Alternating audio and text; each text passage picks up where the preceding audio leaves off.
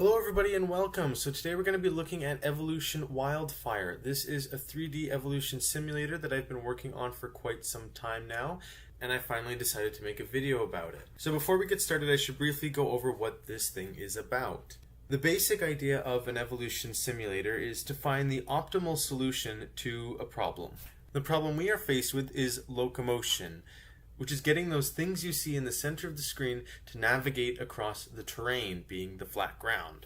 And the way that we do this is using what's called a genetic algorithm. But before we get into that, let's briefly go over what a creature is. A creature is made up of a few components. The first one we're going to look at is the node, which is essentially a sphere which is able to contact the ground. A node interacts gravitationally and is also responsible for collisions and friction and bouncing off of surfaces. This essentially allows the creature to interact with the world.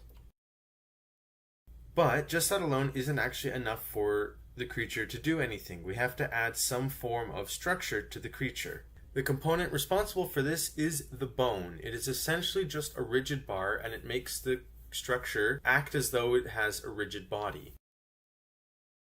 And still that's not enough, because the creature can't actually provide or produce any movement. So we have to add another component, which is the muscle. This acts very similarly to bone. However, the distance between the two nodes that it is attached to will oscillate with time. And some muscles will oscillate faster than others, providing the creature some way to actuate its body and push off the ground and hopefully, if we're lucky, produce movement.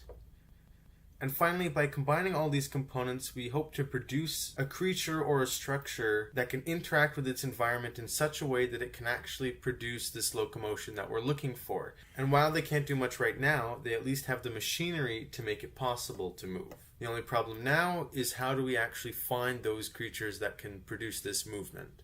And so the question now is, how do we do this? Well, we can start by generating a whole bunch of creatures first, and then after each creature is generated, we simulate them for a set amount of time, and then measure how far they've traveled. This is our measure of how fit a creature is to perform our task. If we take all the distances of all the creatures that we've simulated so far, we get a very minimal picture of how the fitness changes for different parameters or different creatures.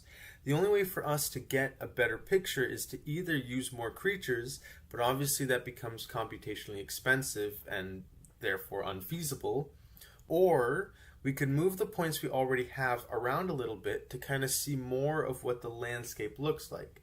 Now, there is actually an underlying landscape, but we can't actually see that in practice because, like I said, that's way too expensive. It takes too much time to go through all of those simulations. But we see that there are hills and valleys, and we're trying to get to the top of those hills. So let's think about how we can try to get to the top of those hills. Well, we can always compare with the creatures that we're looking at. And so if we take the creatures that are performing better and we duplicate them, this essentially means that we have more explorers in the higher regions. But we can't just add those extra explorers because that gets really expensive to keep adding creatures and creatures and creatures. But why don't we just recycle the bad ones, the ones who are lower on that landscape? That will keep computational costs low, but it'll help us look where it counts. And that is the basic idea of how this works.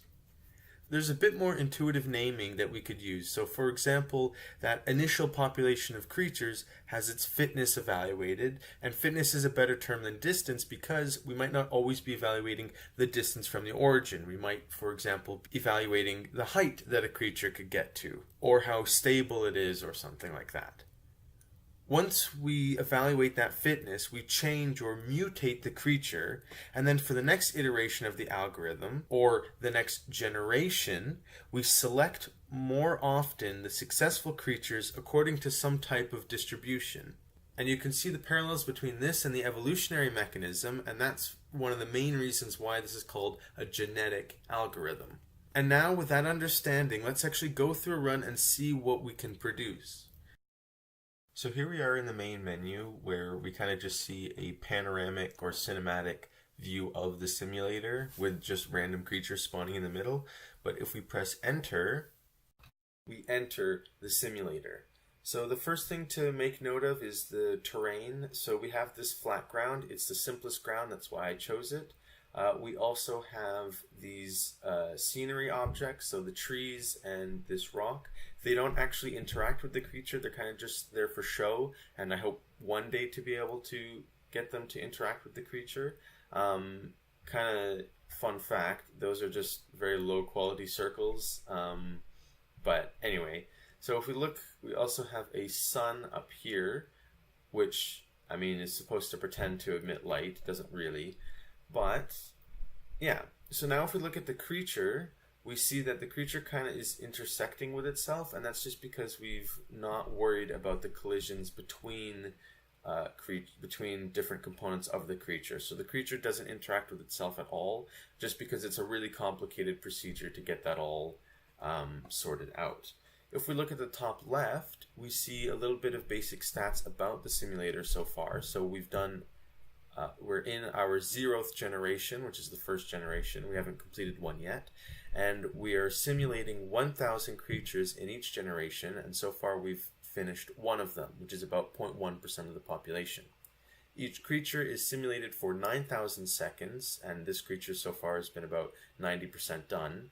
And sorry, not 9,000 seconds, 9,000 iterations of physics. And then the playback speed kind of just lets us control how quickly we see the creatures move and so on. So this lets us really go through creatures a lot quicker than just watching them all manually. We can also, in the top right corner, we can see the exit option. We could go back to the menu, but that doesn't work. We could exit full screen, but I don't want to do that now. We could also save the genome. So I'm not really going to talk about what a genome is right now, but this basically just lets me save the creature. Hi, post-production here. So after making the video, I realized that it would make a lot more sense to put the explanation for the genes and genetics here. So basically a creature, which you're familiar with now, is encoded from a genome, and a genome is just a series of genes that indicate where certain components go and what they attach to in the case of the connections and so on. So it describes the various properties and components of the creature. The first gene is kind of a reference gene or an information gene that tells us what the numbers of the components are so that we can use that later in the program. And the rest of the genes, there's one for muscles, one for nodes, and one for bones.